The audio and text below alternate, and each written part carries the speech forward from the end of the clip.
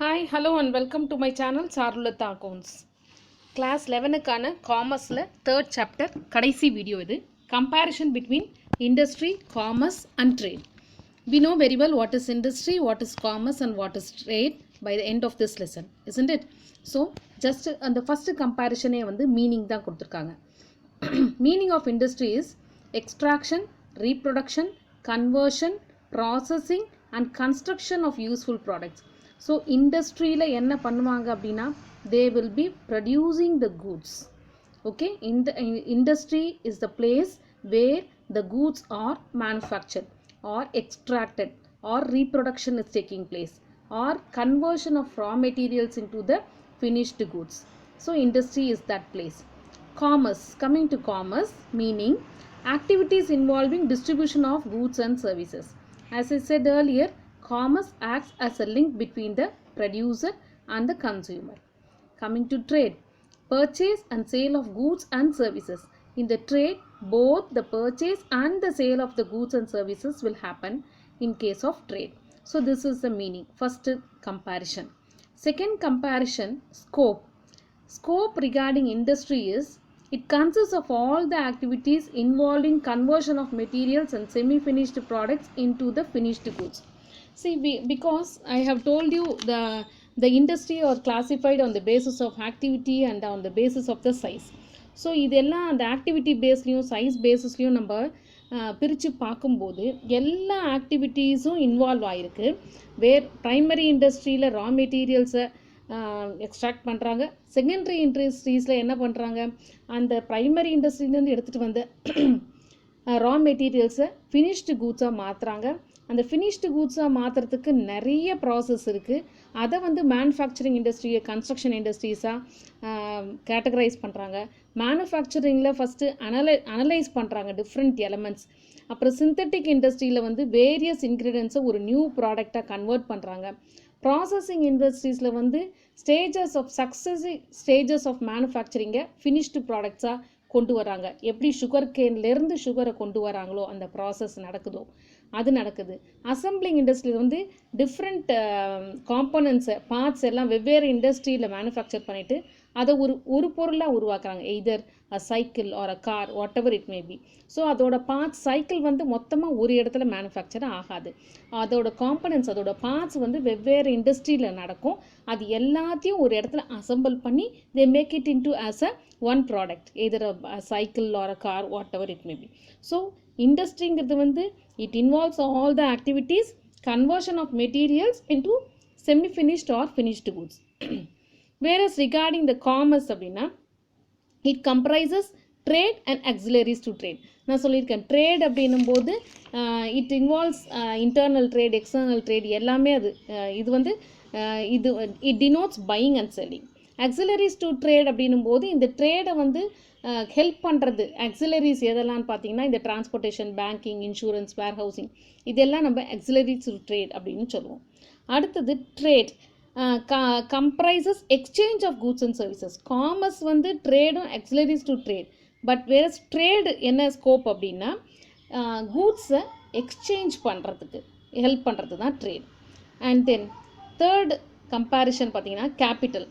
ஜென்ரலாக இண்டஸ்ட்ரினா large amount of capital is required. Because அதுக்கான ப்ராசஸ் ரொம்ப பெரிய விஷயம். ஒரு என்ன சொல்கிறது, ஒரு ஃபிக்ஸட் அசெட்டை வாங்குறதுக்கோ அதை எரெக்ஷன் சார்ஜஸ்லேருந்து எல்லாமே. So large capital is involve in case of industry. Commerce வந்து is comparatively less with industry. Trade அப்படின்போது small capital is needed to maintain the stock. Okay, so capital வந்து இண்டஸ்ட்ரியில் பொறுத்த வரைக்கும் large amount of capital is required. காமர்ஸில் comparatively less capital, ட்ரேடில் வந்து small capital is required. And the fourth comparison is risk. Risk involved வந்து யூஸ்வலாக இண்டஸ்ட்ரியில் ஹையாக தான் இருக்கும் இல்லையா? ஏன்னா அவங்க நிறைய மேனுஃபேக்சரிங் ஆக்டிவிட்டீஸ் எடுக்கும்போது அதில் நிறைய ரிஸ்க் இருக்குது.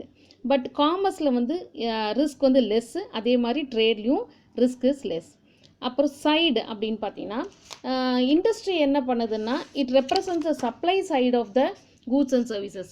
Supply side of the goods and சர்வீசஸ்னால் இது வந்து ஒரு policy. It makes an attempt to increase the production and at the same time it increase the efficiency. So இது வந்து என்ன பிலீவ் பண்ணுதுன்னா ப்ரொடியூசரும் அவங்களோட வில்லிங்னஸும் to create the goods and services, அதுதான் சப்ளை சைட் அப்படின்னு சொல்கிறோம். காமர்ஸ் என்ன பண்ணுதுன்னா it represents demand side of the goods and services. Demand side அப்படின்னும் போது என்னென்னா அந்த money is spending on growth for the supply and also it will stimulate the demand and goods and services from the side of the customers, and அது பண்ணுறதுனால economic ஆக்டிவிட்டியும் expand ஆகும்.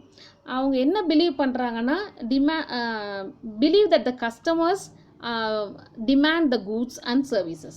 So that is why commerce represents the demand side of the goods and services. Trade அப்படின்னும் போது it represents both supply and demand, because purchase and sale of goods and services தான் ட்ரேடோட meaning. So இதில் என்ன நடக்கும், both சப்ளையும் நடக்கும், demand of the goods and services to the customers ரெண்டுமே நடக்கும். அண்ட் லாஸ்ட் கம்பேரிஷன் பார்த்தீங்கன்னா யூட்டிலிட்டி கிரியேஷன். யூட்டிலிட்டி கிரியேஷன் அப்படின்னு பார்த்தீங்கன்னா இட் கிரியேட் இண்டஸ்ட்ரியை பொறுத்த வரைக்கும் it creates form utility by changing the form or shape of materials. அதாவது இப்போது யூட்டிலிட்டினா என்னென்னு ஃபஸ்ட்டு தெரிஞ்சுக்கோங்க. நீங்கள் யூட்டிலிட்டி அப்படின்னா யூஸ், ஒரு ப்ராடக்டோட யூஸ்ஃபுல்னஸ், அதை தான் நம்ம யூட்டிலிட்டின்னு சொல்லுவோம். இங்கே வந்து என்னென்னா இட் கிரியேட்ஸ் ஃபார்ம் யூட்டிலிட்டி அப்படின்னு சொல்கிறாங்க. ஃபார்ம் யூட்டிலிட்டி அப்படின்னா என்னென்னா ஹவ் வெல் த ப்ராடக்ட் வந்து வில் மீட் த கஸ்டமருடைய நீடு. ஓகே, எந்த அளவுக்கு கஸ்டமரோடைய சாட்டிஸ்ஃபேக்ஷனை அதை மீட் பண்ணுது அப்படிங்கிறது தான் ஃபார்ம் யூட்டிலிட்டி. ஃபார் எக்ஸாம்பிள், ஒரு company might design a product to target a specific client உடைய need. Okay, that is set to be form utility. So it is a incorporation of the customer need and want into the features and benefits of the product. That is set to be form. So இப்போ இவங்க என்ன பண்ணுவாங்க, கன்சியூமரை மைண்டில் வச்சுக்கிட்டு அவங்க என்ன மாதிரி product கொடுத்தா அவங்க சாட்டிஸ்ஃபை ஆவாங்க, அவங்களோட நீடு எப்போ ஃபுல்ஃபில் ஆகும் அப்படின்னு அதை மட்டும் யூட்டிலிட்டி க்ரியேஷனை பண்ணுறது industry. Especially form utility, how well the product will meet the customers நீடை மனசில் வச்சுக்கிட்டு பண்ணுறது இண்டஸ்ட்ரி. அண்ட் காமர்ஸ் அப்படின்னு பார்த்தீங்கன்னா it creates a place utility by moving goods from producers to consumers. So இது என்ன பண்ணும் அப்படின்னா ஃபிசிக்கலாக ஒரு கூட்ஸை வந்து அக்சசபிளாக ஒரு அல்டிமேட் கன்சியூமர்ஸ்க்கு கொண்டு போய் ரீச் பண்ணுறது, ஃபுல்ஃபில் பண்ணுறது தான் பிளேஸ் யூட்டிலிட்டி. ஓகே, அதாவது ஒரு ரீட்டைல் ஸ்டோர் ரூம்லேருந்து ஒரு கஸ்டமரோடைய ஹேண்டுக்கு எப்படி போய் சேருது, பை மீன்ஸ் ஆஃப் டிரான்ஸ்போர்ட் இல்லையா. ஸோ காமர்ஸ் என்ன ஃபுல்ஃபில் பண்ணுது அப்படின்னா பிளேஸ் யூட்டிலிட்டியை க்ரியேட் பண்ணுது. And then the next one is trade. ட்ரேடோட யூட்டிலிட்டி வந்து it creates possession utility through the exchange. நான் ஏற்கனவே சொல்கிறேன், பொசஷன் அப்படின்னும் போது அந்த ஓனர்ஷிப் வந்துடும், அந்த அமௌண்ட் ஆஃப் யூஸ்ஃபுல்னஸ் வந்து from owning a product, that is set to be possession utility.